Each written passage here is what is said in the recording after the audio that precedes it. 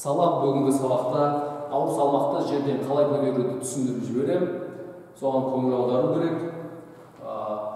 Мен қазір алысқа кеткен сайын даусым онша естілмеуі мүмкін, оған кешірім сұраймын.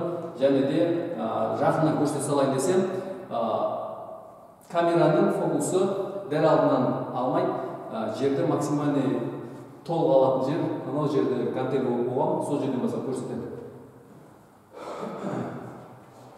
Гантельді көтерген кезде, кез келген ауыр затты көтерген кезде, бұлай еңкейіп ала салмай, ондай қателіктер барлығында да болады, бірақ мүмкіндігінше бұлай көтеріп алмай, тіземен отыру керек, арқаны түзу ұстау керек.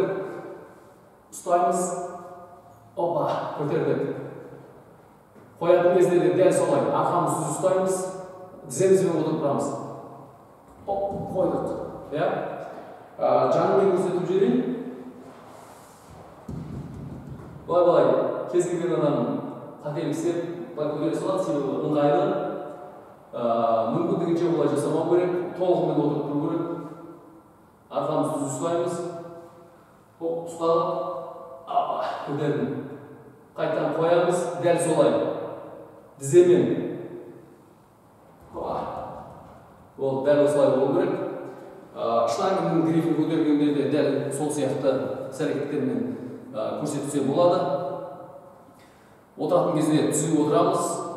Белімізді бүйтіп майыстырудың қажеті жоқ, бүйтіп майыстырудың қажеті жоқ. Аяғымызбен түзу отырып тұрамыз, иә. Қалдым. Жанынан көрсетейін. Қойдым. Дәл осылай істеуге болады. Тағы не көрсетсем болады?